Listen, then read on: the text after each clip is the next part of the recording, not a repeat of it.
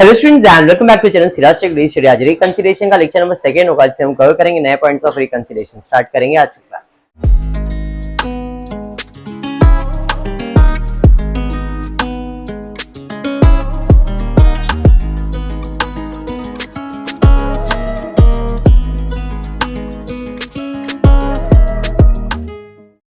चलिए, previous class में reconciliation already हमने स्टार्ट किया हुआ है। को क्या क्या रिकंसिलिएशन में याद है? पहले तो नजरिया डिसाइड करना है किसका पॉइंट ऑफ व्यू लेना है, फाइनेंस या कॉस्ट। अगर फाइनेंस लोगे तो आंसर कॉस्ट आएगा, कॉस्ट लोगे तो आंसर फाइनेंस आएगा। ठीक है, देखना आपके टेक्स्ट बुक में कौन सा सम नंबर है, मेरे को मालूम नहीं है। द नेट प्रॉफिट ऑफ दुआ limited shown by cost account. देख लो ये सम आपको मिल रहा है क्या? कौन सा पेज नंबर है बता देना।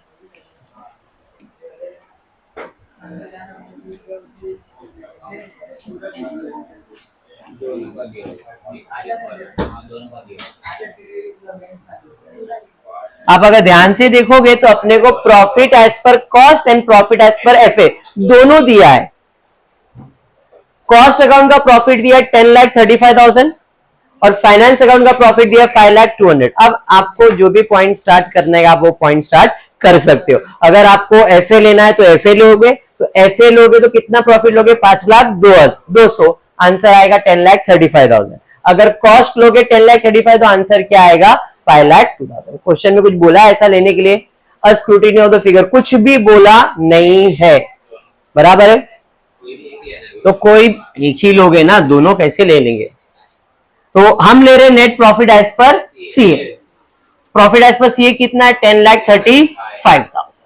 ठीक है, ओके। तो 10,35,000।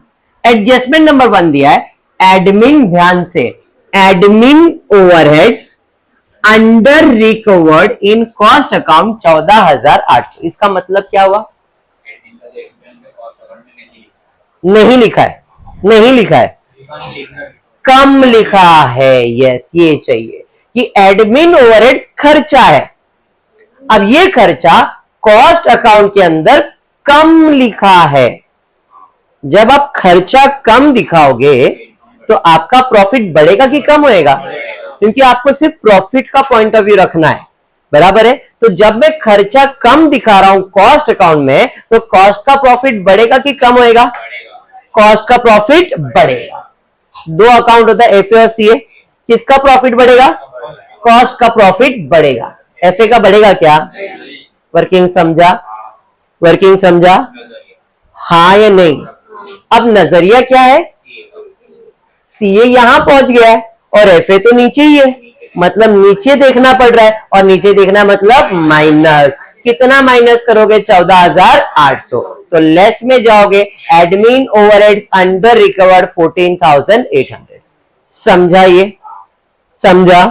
Second adjustment, factory overheads over recovered in cost account 20,000। मतलब फैक्ट्री का जो खर्चा है वो हमने कॉस्ट अकाउंट में ज्यादा दिखाया, बराबर है। एक की जगह पे 2 दिखा दिया। समझ में आ रहा है?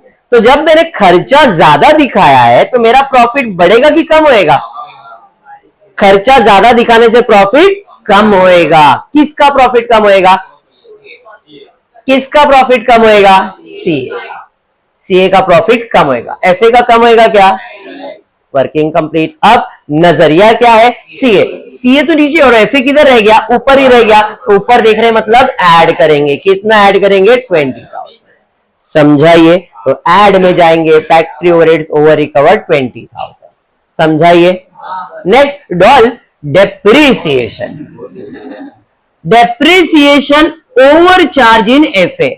ओवर चार्ज मतलब ज्यादा चार्ज किया है। किधर ज्यादा चार्ज किया है? ज्यादा चार्ज किया मतलब ज्यादा दिखाया है। क्या? डेप्रिसिएशन। ये तो खर्चा है। जब मैं खर्चा ज्यादा दिखा रहा हूं तो प्रॉफिट कम होएगा। किसका प्रॉफिट कम होएगा? चलिए, वर्किंग बना दिया। प्रॉफिट कम होएगा एफए का। सी का कम होएगा क्या? नजरिया क्या है? सीए। सीए ऊपर है, एफए नीचे पहुंच गया। नीचे देख रहे मतलब माइनस। कितना? समझाइए? तो माइनस में जाएंगे, लिखेंगे depreciation over charge in F A 40,000। समझाइए। इंटरेस्ट ऑन इन्वेस्टमेंट, आप इन्वेस्टमेंट करते हो तो इंटरेस्ट देते हो कि मिलता है? मिलता है, मतलब ये इनकम है। अब सवाल ये है कि ये इनकम है किसका, एफए का कि सीए का? इंटरेस्ट ऑन इन्वेस्टमेंट आपके कॉस्ट अकाउंट में आता है क्या? वो किधर आता है? फाइनेंस में आता है। तो ये फाइनेंस का इनकम है, कॉस्ट का इनकम है क्या? नहीं। तो जब इनकम है तो प्रॉफिट, इनकम है तो प्रॉफिट किसका? कॉस्ट का बढ़ेगा क्या? Very good doll. डॉल नजरिया क्या है? सीए। सीए नीचे और एफए तो ऊपर पहुंच गया, ऐड होगा यहाँ पे, ऐड इंटरेस्ट ऑन इन्वेस्टमेंट 20,000। समझाइए। चलिए, loss due to obsolescence charge in financial account. Loss, loss हो गया भाई, खुद बोल रहा है लॉस है। किसका लॉस है? लॉस है मतलब प्रॉफिट कम ही हो रहा है। किसका? एफए का प्रॉफिट कम हो रहा है, सी का कम हो रहा है क्या? नजरिया क्या है? नीचे देख रहा है मतलब माइनस। लॉस ड्यू टू एब्सिलेंस कितना है? 24,000। टॉपिक समझा? अगर ये कंसेप्ट बैठ गया वर्किंग तो सबसे इजी है, फटफट 5 मिनट का काम डन। चलिए आगे। Abnormal labour wastage charge in finance only. Finance account में हमने एबनॉर्मल लेबर वेस्टेज, एक्सपेंसेस ही हुआ, ये लॉस ही हो गया समझो। और ये लॉस किसका है? सीए का। ऐसा बोला है क्या?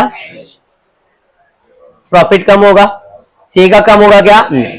नजरिया सीए, माइनस में जाएंगे। एबनॉर्मल लेबर वेस्टेज 2 लाख रुपए। अरे समझा? Income tax provided in financial account. Income tax provided मतलब इनकम टैक्स तो खर्चा है ना। खर्चा किसका है? एफए का। सीए का है क्या? नहीं। मतलब एक्सपेंस है तो प्रॉफिट कम होगा। किसका? सीए का कम होगा क्या? नहीं। नजरिया क्या है? सीए। सीए से एफए देख रहे मतलब माइनस। कितना? 2,80,000। तो इनकम टैक्स 2,80,000। अरे समझाइए।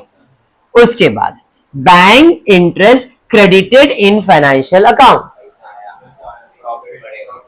बैंक इंटरेस्ट क्रेडिटेड तो प्रॉफिट है। किसका? सीए का है क्या? तो प्रॉफिट बढ़ेगा कि कम होएगा? किसका? एफए का बढ़ेगा। सीए का बढ़ेगा क्या? नजरिया सीए। ऊपर देख रहे तो ऐड कितना? 4,000। Add bank interest 4,000। अरे समझ में आ गया। Next, stock adjustment credited in financial account. Credited in financial account बराबर debit all expense and losses, credit all incomes and gain. जब भी फाइनेंस क्रेडिट हो रहा है मतलब इनकम ही है। अब ये इनकम किसका है? एफए का है। सीए का है क्या? नहीं। जब एफए का है तो एफए का प्रॉफिट बढ़ेगा, सीए का बढ़ेगा क्या?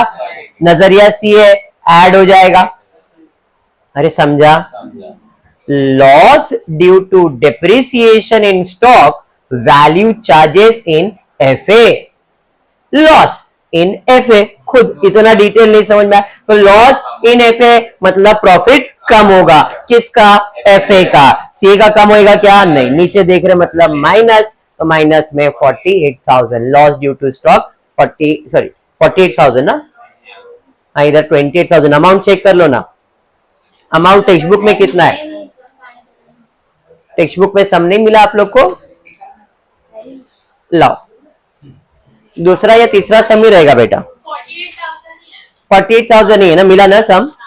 ये तो कॉस्ट शीट खोल के बैठी और रिकंसिलिएशन ढूंढ रही है।